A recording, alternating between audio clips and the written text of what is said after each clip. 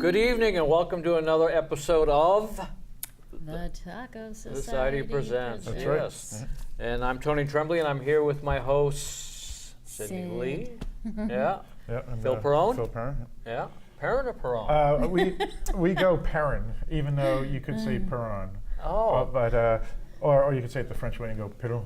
Perrone. That's right. So I've been saying your name wrong for Yes, the last you have, but 3 I haven't years. said it. Yeah, well, you're not the only one. I'm so used to it now Uh-huh. that when people just say it, I just like let it go now. I get the same thing too, usually because of Tremblay, A-Y or E-Y. Right. But yeah. it's not as pronounced as Perron and, Yeah, right. how do you say Perrin? How I usually Yeah. say it? Perrin. Perrin. Yeah. Oh, Yeah. okay. I try to remember that. I'm old and I forget a lot of things, but Right. I'll try to remember that. Well, maybe I should change the letters to make it sound like it looks. or something, Yeah, you know. P-E-R-R-I-N. Yeah. Ian, Which that's is right. another a common version way to spell the name too. Yeah. As long as they're not calling you anything else, you're all set. That's a good point. That's a good point. Yeah. Well, we're back. Isn't that great? Yeah. It's, I Absolutely. mean, all three of us. Yep. And it's officially good weather now. It's no more, and it's light out still, which is weird, isn't it? It is weird. Yeah, Yeah. And you yeah. talk about the weather here in New Hampshire, depending where you're watching this from. We had a couple days of 90-degree weather, Yep, Yeah. that's right. and then it went down to 50s. Yep. Today was in the 70s, Yeah. but I hear it's going to be in the 50s again this Yeah, weekend. It's Yeah. strange. Yeah. It's not consistent, No, No, not at all. but that's New England. It is. I planted my garden. I think I'm set. I don't think it's going to die, but it's certainly not going to grow like I Oh, really? would hope it would. Yeah. Yeah. Yeah, my plum trees are working really good this year. Oh, I that's don't. good. I didn't see many bees, but the flowers all came out, and yeah, you can see the little greens Yeah, at the beginning yeah. to come. So last year we got 0. It's funny you mentioned that about bees. I'm seeing a lot less bees too this year, Yeah. and we all know what's going on with the bees. And Right. we don't I'm know why, hoping it's but more because it's just been lousy weather, but I'm hoping so too. Yeah. But I can remember reading on Facebook today that around the Pennsylvania area, the weather just really destroyed a lot of hives. yeah, I know. So maybe the same thing happened up here. Yeah. Yeah. I have a lot of indoor plants that the weather is sort of making unhappy. They don't know what to do. But I have a Meyer lemon tree this year that I'm Oh, that's cool. gonna try out. Yeah. So you get some lemons, Yeah. some tequila, a little Yeah. bit of salt. Yeah. There you go. Exactly. You get That's- tequila tree. Yeah. Well, when we have our barbecue, maybe we'll have a few. There you go. There you Home go. fresh lemons. Yeah. Yeah. That's right. Oh, there was a horror in my yard today. Real life horror. A chipmunk was taken out by a cat. Don't even talk By about a cat? By a cat. My Oh. neighbor's cat. it. We don't need to talk Yeah. about That's pretty Yeah. common. Yeah, it was a terrible thing seeing it live though. Oh. Yeah. Yeah, my wife saw a hawk come and grab a chipmunk the other Oh, day, wow. which I thought was unusual. But it's nature, it's It life. happens. Life Yeah. is horror, It is. It is. especially for the little mice and chipmunks. Yeah. Yeah. We'll talk a little bit about news before we get to the crux of the program. I don't have much. I can say I went to what's called the O Festival in Haverhill, Mass, which I guess is a big town thing. The whole town was involved in it. Right. And Yeah, it's like Old Homes Day that they have up around here. Yeah, it is. Yeah, it is. something like that. Yeah. And if you've ever been to Haverhill, they've got this downtown street that's pretty compact. A lot of stores, a lot of old buildings where the stores are like piled right next to each other. Oh, by the way, I'm glad you said it correctly today. Haverhill. Yeah. John McElveen had a reading, as his part. For folks who aren't familiar with our show, who is John McElveen? He's an author. He's also a friend of the show. He's a good guy. Really He's good. a Great great guy. guy. I consider him a brother. He's just always there for you if you need him. He's the first guy to say, "Hey, you need help? I'm there." He also just started his own press, Haverhill House. Yes, that's right. Yeah, so he's doing. We can talk about that too. Well, but well, his most important thing to our getting married. well, not even that. He's from Hudson, New Hampshire. He is from New He's Hampshire, a yeah, true New yeah. Hampshirite originally. he's also the author of Hannaware Yeah. and Inflictions, 2 great books that we've talked about here in the past. And Shawnee, you said you heard that he's getting married now? I He did. is married. Oh, he is He- married. Oh, he got already? married in Italy last year. Yeah. That was last year? Yeah. Time Time flies. flies. It Oh sure my God. does. Yeah. Wow, I have been out of the loop. Oh, his wife is great too, Roberta. You talk about an Italian, Yeah. the cooking that Italians do. Oh my God, she cooks. I mean, tablesfuls, and it's so delicious. It's so freaking good. I'm still Just- better. That was last year that we had the show, the game show. It was over a year ago. Yeah. It's crazy that it was. Yeah. Yeah. It's been a while. Wow. It's amazing. Yeah. Anyways, John put on the part of the O Festival for the readings, and I did go to that. I didn't read, but Mac Bechtel, I don't know if you know Matt, he debuted his release called Monochrome and Other Stories. And Who was the press for that? Do you know? Haverhill. Oh, okay. Yeah, Haverhill There House. Yeah, that's John. His, I think it's his first release on that. I think. Actually, he he may may have- have done James Moore's Halloween. You know, release. right? He did. Yeah, He did, yeah. and it may go further than that because I know he's done some stuff in the past, and that may have been under the Haverhill House imprint. But Matt Bechtel's book did come out, and he did read from it. And I got to tell you, the imagination this guy's got is just unreal. I sat there and listened to the stories, and I think my mouth hung open the whole time. So it was enjoyable, and he's a good reader. He's super cool too. Yeah, he's a nice guy. Yeah. So I'm really happy that Matt's book has come out, and I hope it does very well. And that'll be available. It's available now, but if you go to Decon in July, which is a convention that horror writers go to and fans, he'll be there to. And that's in sell it. Rhode Island. Rhode Island, Portsmouth, Rhode Island. And the only other thing I really have is on June 6th, the River City Writers are having another, what do you call that? It's escaping my mind right now, but not a convention, a seminar. Geez, talk about getting old. A seminar on building a novel from the ground up. Yeah, is that the one that James Moore's going to talk about world building? No, that was a separate one. that was? Okay. This is a new one. This is building a novel from the ground up. It's a one-day affair. Oh, okay. And I believe both he and Jim Moore and Christopher Golden are putting it on, the River City Writers. Are you going to that? No, I'm not. I'm still working on my novel. I'm trying. I finished it. I actually. Yeah, I saw you post that on I put the Facebook. end. Good for you. Yeah, so it's about 65 to Great. 70,000 words. But now I'm editing it, Right. so it could either go up or it could go down. Sure. Yeah.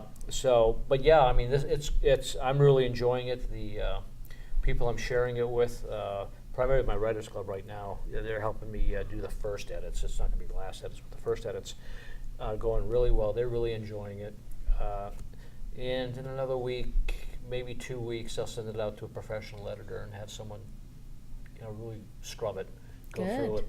And then when I'm done, I'll get ready to send it out. And when you say a professional editor, do you mean folks that we know in our circle or someone I haven't decided completely- yet. I yeah. haven't decided yet. I've asked a few people for quotes, and I've It- gotten them. It may be best to go to someone that doesn't even know who you are, but you know that they're a good editor.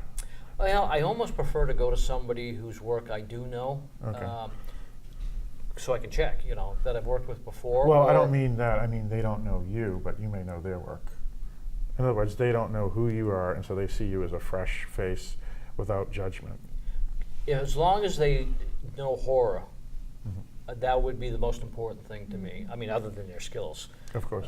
because in horror, there's a suspension of disbelief, Yeah, of course. and if you've got somebody that doesn't know horror and they start reading this, they're automatically Right. tossing half of it out, saying, "Oh, that can't happen." I said, well, yeah, of course it can happen. It's a horror novel; it's got to happen. Sure. But you bring up some good points, and I'm deciding right now who I'm going to go with. I understand. So Yeah. it's not cheap, No. which really shocked me. But Yeah. as an editor, I can tell you that it's a lot of work. I can tell you from the last. I only had a novella edited the last time. I worked harder on the edits than I did writing Yeah, it. I mean, is a lot of work. It's a lot of work, but it paid off. I mean, it made it a better book, Right. and I know this will be a better book once it goes through an editor. Great. So all these people that self-publish that don't go through editors, they're really doing a disservice to themselves and their readers. Yeah. Right. So yeah, and then just going back to John for a minute, his Haverhill House is actually going to be releasing the last Rick Hodler book. Oh yeah, you said that. Yeah, Yeah. the last one. Yeah. And what I did is I do some hand crafts. Yeah, I I made know. 15 pumpkin cats. So they look like pumpkins, but they're cats for Halloween. Oh. And this is for Oktoberfest where he's going to release it. So I said to him, I'll make you 15 of these cats.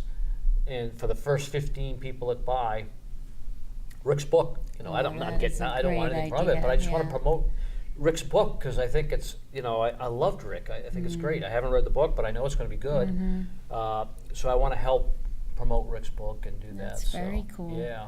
So if you're at Book Fest, or I forget what it's called, Oktoberfest. Oh, Merrimack Valley. Merrimack Valley Oktoberfest. Yeah. I don't know what the date is this year, but Right. it's around Halloween time. Yeah, yeah. I don't even know if they have the date out yet, do they? I can't. Yeah. He does have a date, Okay. but I don't know what it is. Yeah. I forgot. If you go there and you're one of the first 15 people to buy Rick's book, you'll get one of these nice little pumpkin Cool. things. Yeah. Cool. That's all I got. What do you got? All I have really is the Edgar Allan Poe Festival, which is in New York City, and I thought it would be neat to tell people about if they didn't know and might be interested. This is like the last week or two. It takes place at St. John's Sanctuary in Greenwich Village, and Is that a club or not a club, but it's theater? actually an historic place. It's been around New for York City. 200 years, yeah. And so they put on all kinds of shows, Poe's books, stories, and they perform them. So it's like a repertory. And they have an orchestra, and they have wow. sound FX, and so it's really neat, according to everything I've read up on. And I think May 27th is the very last date. So I know it's sold out up until a certain time, but for tickets you can go to Radio Theater New York City, or you can go to probably the Edgar Allan Poe Festival. Just search that online, and looks. Today's the 24th, so that's Yeah, 3 days. yeah. But a lot of people who like to do that stuff might just I think it's great. go on a wing and a prayer. Yeah. Yeah, if I was there, Yeah. I certainly would go. Yeah. Yeah. Oh, yeah. Yeah. Looks really, really cool. Good. So that might be something fun to do, Yeah. and even keep in mind for next year if If they you do it didn't. again, Yeah, yeah. if you didn't know about it. As far as news, yeah, that's all I have. That's it? Yeah, that's it. I've been laying low. Okay. Well, you'll back out again anyways, which is great. Yeah. Doing better and healing away and going. Yeah. Good. Good for you. Slow and steady wins the race, right? It sure does. Yeah. What you got? Oh, yeah. I got just a couple of things actually. I did go to the St. Philip's Greek Festival in Nashua. That was good. Not related to the show, but it's New Hampshire. But no, on a serious note, I'm going to Springfield, Massachusetts, the June 2nd to the 4th, as a guest with a couple of co-hosts of mine for our podcast to Scaricon, which is a horror convention, and we were invited as a podcaster there. So we're going to go. Yeah, so that'll be fun. So we'll have a table there and all that. So people can drop by and say hello. Yeah, exactly. And I probably will have some of my books there too and stuff. So, Okay. and another thing is a new book called Invocations, which will be coming out later this year. We brought in an editor, Greg Norris, that's officially signed on, and then we have a cover, and we have a foreword that's going to be written by a actor that's been in numerous horror movies. Can't wait to find out. Yeah, what it yeah, is. yeah. His films have been on the top 10 on iTunes 2 years ago, and then this past year, as a matter of Good. fact, at points. Wow. So Great. Yeah, And who did the cover? That we can't say at this time. Oh, Yeah, another yeah. mystery. Wait till the contracts go out. Yeah, and everybody's yeah, happy. exactly. Yeah. Good. So- Good. Cool. Yeah, Great. but Exciting. yeah. So when it gets closer to the release date, I'll give further information and so forth. Good for But yeah, that's you. pretty much all I got. Yeah. Good. Yeah. Okay. Well, why don't we get on with the show? We're going to take a quick break for station identification, and we'll be right back.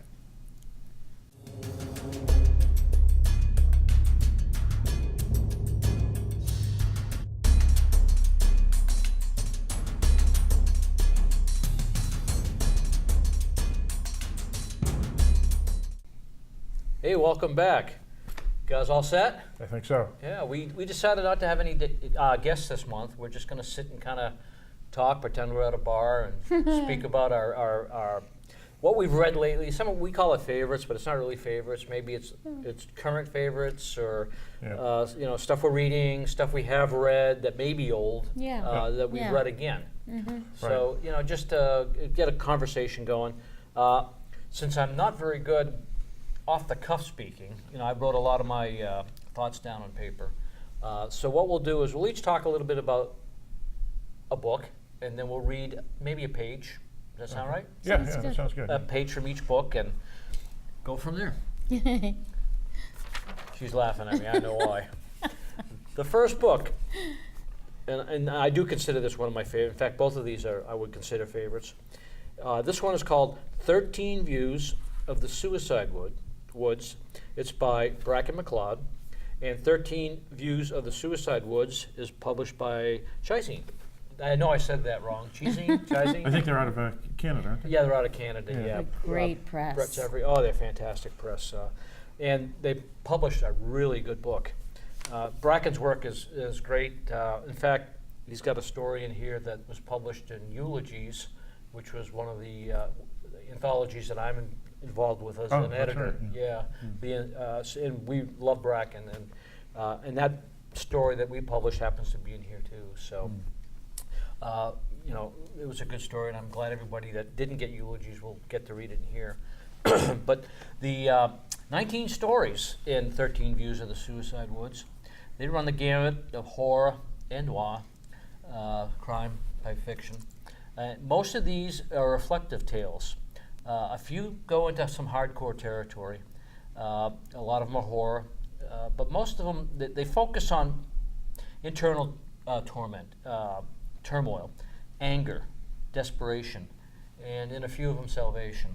All the kind of stories I love, the kind of themes I love to read in a story. And though the plots vary, one thing is consistent through every one of these stories, and that's the quality of the writing, which I think is superb. And when I read a bit of this, you'll see. The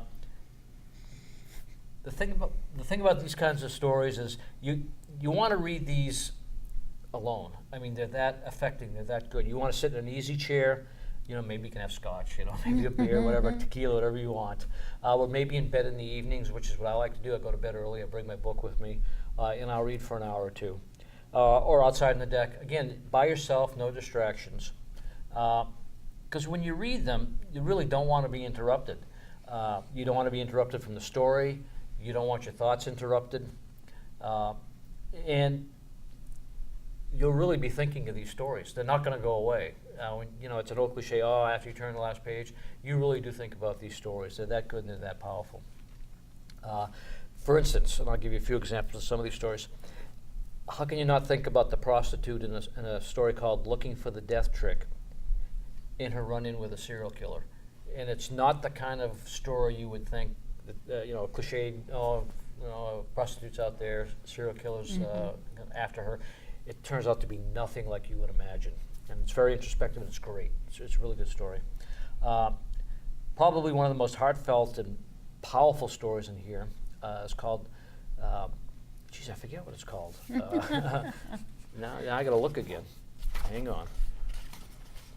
It's the last story in the book. And it's Bracken, forgive him. Forgive me, Bracken, yes. Oh, this is terrible. Katam. And it's basically about this man called Amal, and the terror he feels when he's with his pregnant wife in an alley, and a bomb goes off. And it's about all his thoughts, all his love, and the story is really short. I think it's only a couple pages, but you just read that and you feel everything he feels, all his terror, all his love, and yeah, he's a horror author, and that's a form of horror. It's just so affecting. I mean, you sit back and you gasp. You're just blown away by it. And then another one that really affected me was, I thought it was gut-wrenching. When you read about, it's called 13 Views of the Suicide Woods. It's the title story. It's about a woman whose father walks into the forest, which is called the Suicide Woods, and people walk in there to commit suicide. Mm-hmm. You mean the one in Japan? Well, it's not in Japan Okay. here, but it's that Same idea, that though. same idea, Yeah. and it's presented through different characters' eyes. So it's not just hers; it's hers, it's his, it's the police department's, and what goes into a suicide and what the results are. And that just, it had my eyes, bulging out and, almost crying at times. It was really that good. I could go on with the rest of the stories, but I won't. The best way to sum it up, I would say, is that every one of these stories is populated with broken characters. People we know or people like us. He puts our own pain into words, and we can't look away. Once we're reading these things, we identify with these guys, with these characters, and they stay with you. I'm going to read about a minute from this. It's called, not even that, it's called All Dreams Die in the Morning. And it's about a Marine who dreams of fighting a battle on an island against the Japanese. And what made you decide to read from this story out of all those great stories that you It was mentioned? the writing. Okay. This one, I'm a sucker for, World War II? no, for heart-wrenching stories that just really tug at your heartstrings and make you want to feel so bad for people. And this one did. I read this and if you love somebody, and you might not catch that from this part, but if you love somebody and you're going to lose them, how bad that hurts. He's captured that in this story. And you said it was a U.S. Marine? Yes. Yeah. And he's older, but he was. Oh, this is like a flashback. No, he's telling the story. Oh, I see. Yeah. His wife is sick, and he's waking up from a dream. But soon his dreams are going to change. They'll be different. He awoke with a start, gasping and crying out. His feet caught in the sheets, and he kicked, struggling to free himself before they could get him, hold him down, and bayonet him. A cool hand on his chest preceded a light. Shh, you're all right. You're here with me. He gripped her wrist and blinked away the dream, lingering behind his eyes. The island jungle retreated, leaving him in their bedroom, lit in the blue hue of early morning, not the cold white fire of an enemy flare. The shears Denny had sown the winter before moved slightly with the gentle air pushing through the gaps in the window frame. He'd rather sleep with the windows open, but he didn't want the neighbors to hear his screams, though he felt certain that they could anyways. Was it the same one? She asked. He nodded. He never told her what the dreams were about, but she knew the same one had been haunting him for more than a decade. Though it didn't visit him every night, it came often enough he dreaded sleep, especially in the summer, when the heat and humidity settled in and reminded him of the islands. That morning was cool, though. The temperature had finally dropped overnight and their bedroom was almost chilly. It was nice under the covers with her.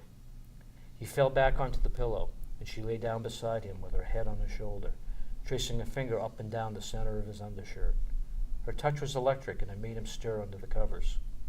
He turned his head, and she looked up and kissed him with dry lips that tasted like salt and sleep.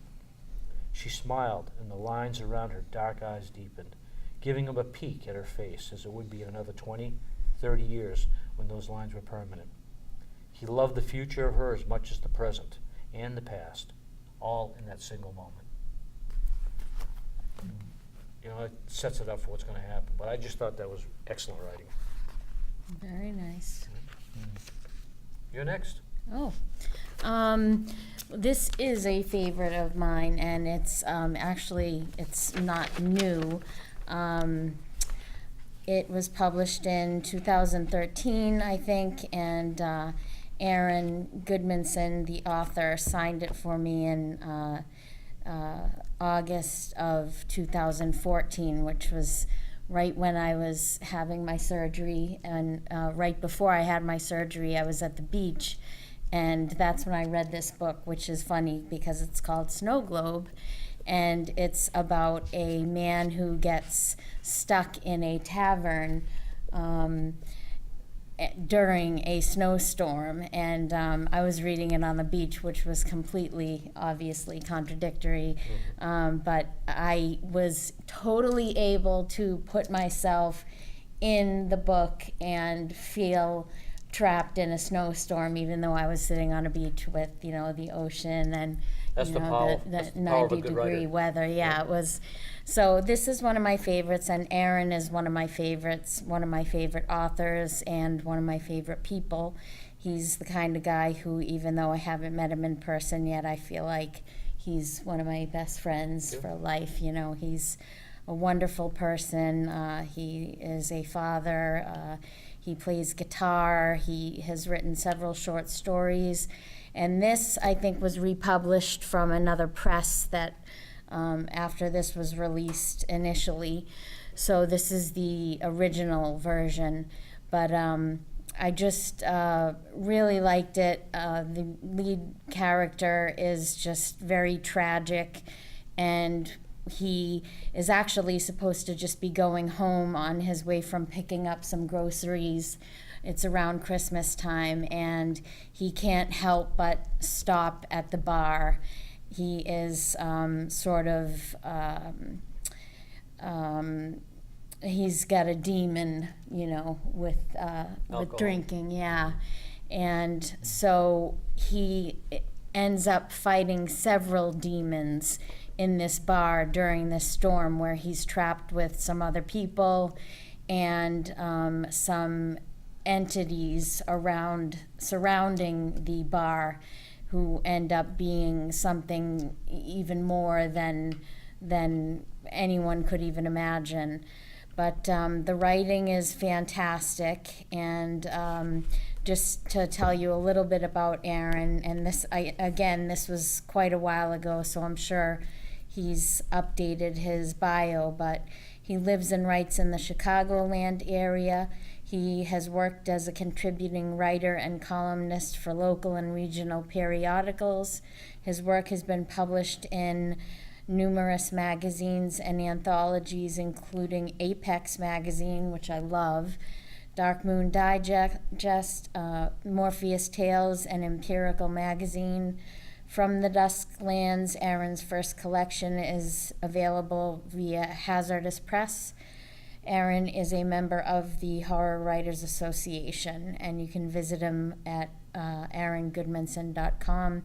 He's on Twitter too.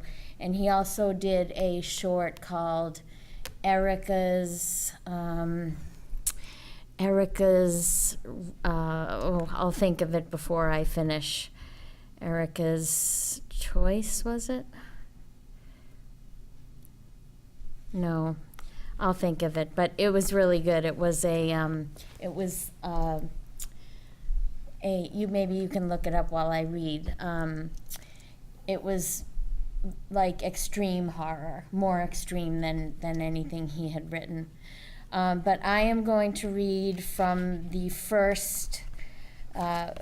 beginning of the book, because I absolutely loved the way he started it. The first couple sentences were just really strong and effective, and I'm going to read the first page or two. So this is Snow Globe. They came with the snow, or else they brought it with them. I'm not clear on that point yet. It doesn't really matter. What matters is they came. You would have told me a year ago snowfall so severe was possible. I would have called you a liar to your face. But the snow ended up being the least of our worries. What lived in the snow scared the hell out of me. Hal Albright thought they were some kind of undiscovered animal species, but he couldn't know because he never got a look at them. I did. Wait, let me start from the beginning. That Friday, the sun burned sharp and bright. 4 days before Christmas, 30 degrees, ground still glistening with the season's first snow. Around noon, the National Weather Service declared a winter storm advisory. Steve cut us after lunch, and I decided to run a few errands downtown, Christmas shopping and the like. I kept eyeing the skies after hearing the weather report, and when I called Melanie, I told her I thought they had their heads up their butts. No way it's gonna snow today. You never know, she replied in a holier-than-thou tone she realizes irks the living heck out of me. God, I would give my right hand to hear her voice now.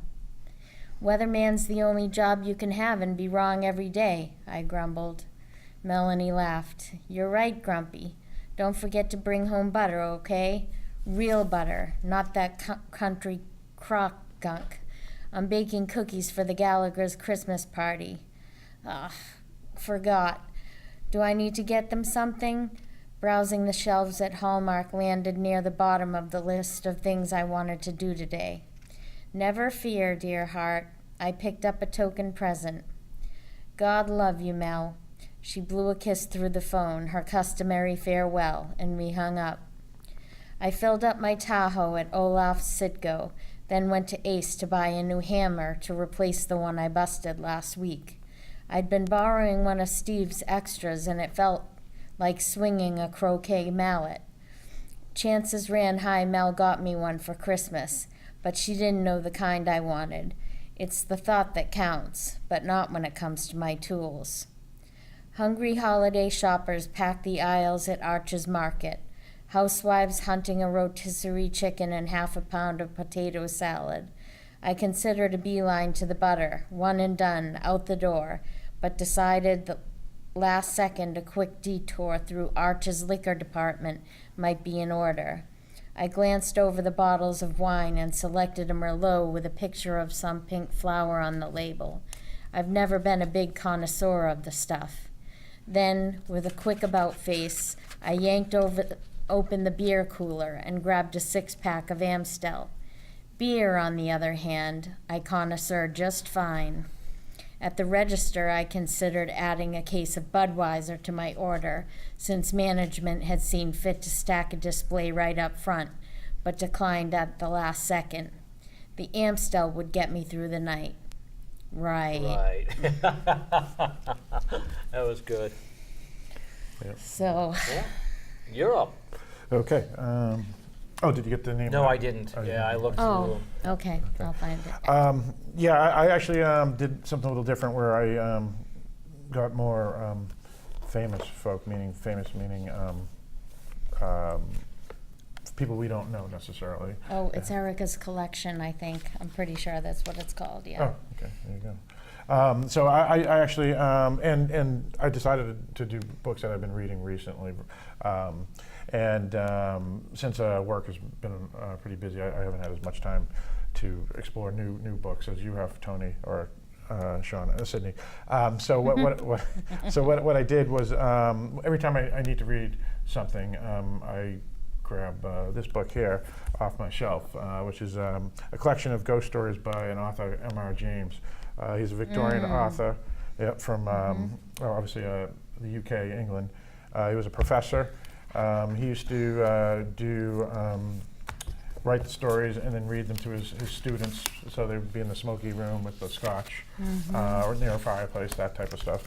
And his most famous collection is called Ghost Stories of the Antiquity, which is one of the longest books from the 1800s that is still in print to this day. And you can buy copies of it for under $10 in paperback anywhere, as well as ebooks. This here has that whole book in it, but also his other uncollected and various other stories that he has.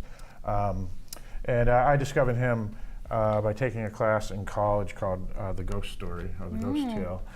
So Edgar Allan Poe and things of that nature were there. And then I learned about authors I never heard of at the time, which was 20, 30 years ago, such as M.R. James and Lovecraft and so forth. And this is one of the ones that authors we were really focused okay. on. Out of all the authors that I read in that class, including Lovecraft, Poe, and Algernon Blackwood and Sheridan Le Fanu and all them, I felt M.R. James's was the best. I enjoyed him even better than I'm Lovecraft. interested to hear your reading. Yeah, of course. It's not necessarily exciting because he's like a Lovecraft where he's a lot of scene building, and the tale comes really big at the end. But I decided to just read the first page of one of his stories called Number 13, which is actually from the Ghost Stories of the Antiquity. And it is basically about a hostel or hotel that a person that searches for antiquities visits in Denmark on a trip to collect such things. So this is what the first page it says. Among the towns of Jutland, Viborg justly holds a high place. It is the seat of a bishopric. It has a handsome but almost entirely new cathedral, a charming garden, a lake of great beauty, and many storks.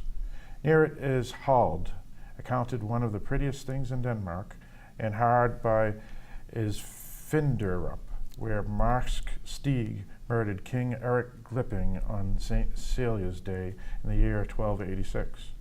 56 blows of square-headed iron maces were traced on Eric's skull when his tomb was opened in the 17th century, but I am not writing a guidebook. There are good hotels in Viborg. Priesler's and the Phoenix are all that can be desired, but my cousin, whose experiences I have to tell you now, went to the Golden Lion the first time that he visited Viborg. He has not been there since, and the following pages will perhaps explain the reason of this abstention. The Golden Lion is one of the very few houses in town that were not destroyed in the Great Fire of 1726, which practically demolished the cathedral, Sognekirk, the Radhuis, and so much else that was old and interesting. It is a great red brick house. That is, the front is of brick, with corby steps on the gables and a text over the door. But the courtyard into which the omnibus drives is of black and white cagework and wooden plaster. The sun was declining in the heavens when my cousin walked up to the door, and the light smote full upon the imposing facade of the house. He was delighted with the old-fashioned aspect of the place, and he promised himself a thoroughly satisfactory and amusing stay in an inn so typical of old Jutland. And so it's basically a possible haunting that happens to him at this inn. Yeah, So, great. yeah. If we had more time, there's so much more we could talk about, I but we got to get know, moving I here. know. We're going to have to, if you can cut down on your readings, we'll try to cut Yeah, down on mine's your readings. short, Okay, because mine it's a is poem, too. yeah. I only read 3 paragraphs. Believe it or not. Oh, I I know. know. So I skipped You the. always get the Uh, short end of the stick. My next book Always. that I'm going to talk about is called Ararat, and it's by Christopher Golden. Chris is from New England. We all know Chris here. He's also a New York Times bestseller for more than one book, as a matter of Yay, fact. Guest of the Chris. show, as a matter of fact. I'm sorry? A guest of the show. A friend of the show, absolutely, yes. yep. He's been on a roll lately, starting with Snowblind, which is probably one of my favorite books of all time. It's him and Jim Moore. They kind of are equal, or one goes ahead of the other, and then the other one goes back. 10 Men and Dead Ringers. Ararat takes place on Mount Ararat, mountain in Turkey. We're a young couple who have a cable show where they film themselves doing exotic adventures as well as mountain climbing. They hire a guide because they want to climb Mount Ararat again. And you say, well, why do they want to climb it again? Well, what happened is there was an avalanche on Mount Ararat, and the avalanche opened up a cave on the side of the mountain. And everybody's all excited. They don't know what's in this cave. They want to be the first to see it. So they fly there. They hire this guide to bring them up there. It turns out there's another team that's also trying to get up there. Who's going to be first? So they're fighting each other to see who goes first. So they race against time. They race against altitude sickness to beat the other team. They succeed, and they get in the cave, and they discover something in the cave that could shake the entire world's view on religion. What they find is an ark.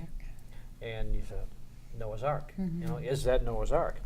So what they do is they're the first ones there. They get to decide, along with the country, what happens, how to investigate this. So they bring an international team in consisting of world governments and scientists to study the Ark. But then strange things start happening, deadly things start happening. Because inside the Ark, they found a coffin. And inside the coffin was a creature with horns. Things don't feel right, things start happening, and they want to get out of there. They just want to get this creature out and away. But a storm comes and locks them in there for a couple of days.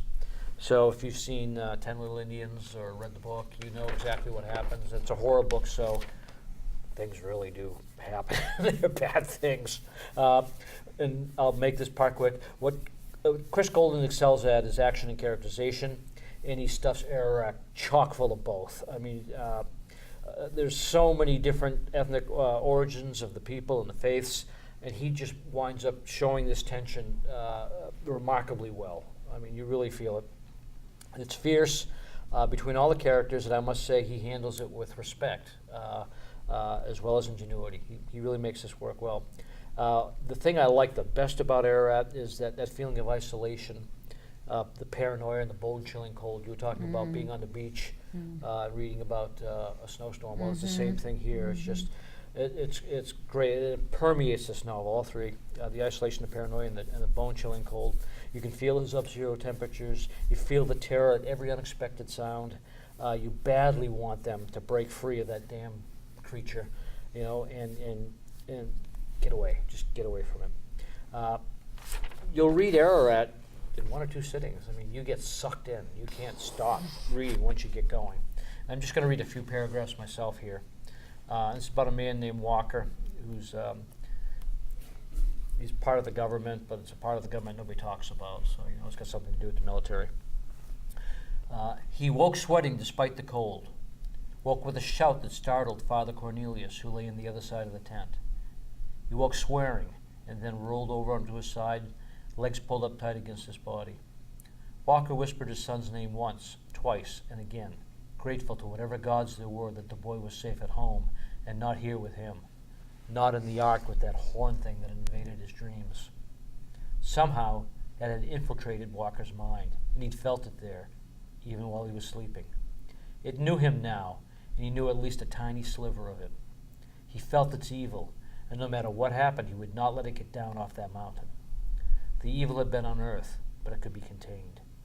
He lay for a time in that post-nightmare panic, ruminating on these thoughts until they came to seem awkward, even ridiculous. When at last he drifted off again, in that last hour before sunrise, Walker had convinced himself not to let fear make a fool of him. Though his determination wavered, he could not erase the certainty that the demon was somehow awake and aware, and that it knew they were there, that it wanted him there. You're up? Okay, this is another one of my all-time favorites, Shock Totem 7. Shock Totem put out these magazines, they call them, I guess, collections of short stories, poetry, and interviews, and they're not doing them anymore at this time, but I was given very generously the entire catalog of Shock Totem. I remember that. This is still my very favorite. And one of the pieces in here is a poem by Dominic Parisian, and I write poetry, so this has been something that I just keep going back to. It just really, struck a nerve with me. Dominic Parisian is a Franco-Ontarian living in Montreal, Quebec. His poetry has appeared or is forthcoming in Goblin Fruit, Stone Telling, Mythic Delirium, Ideomancer, Strange Horizons, and Tesseract 17, amongst others. He's very, very active in the poetry community. He currently provides editorial support for Cheeky Frog Books and is a former editorial assistant for Weird Tales. So this one is called Smoking. The Old Sergeant Remembers 30 minutes past ceasefire. He breathes in a smoke and fire fox that crawls, down his throat, walled like a shovel-dug tunnel. It sears the roots and rocks deep in his lungs, burns away the sour stink of unwashed bodies. Weary of waiting outside their hole, he heard the fox beg, "Turn me loose one last time. Do it, do it, do it." And he did. Said, screamed, "Burn 'em out. Burn 'em all, boys. Fire, fire, fire." He breathes out a smoke and fire fox that drags out his throat, twisted shapes burnt onyx black. It animates them, makes them crawl back in through his eyes. Yeah, very powerful. I can see why you made I know, I made have it, the yeah. goosebumps. You're up. Good. Okay, mine will be pretty quick because it's everybody pretty much knows about it except Tony. Because Tony said he hasn't read the book yet. But we're recording on May 24th of 2017. In 8.5 weeks, the debut of something big. And will be season 6 of Game of Thrones. Oh, I was going to say Twin Peaks. But That was 2 days Yeah, ago. was they it. Yeah. already did. One of the most loved and famous shows in the past few years is debuting its 6th season, and as a result, when I've had time and I haven't decided to read short fiction, I've been revisiting some of the novels by George R.R. Martin, and this here is the original one, Game of Thrones. For folks who aren't as familiar with it, the whole series is called Game of Thrones specifically because they didn't know if they were going to make more than one season.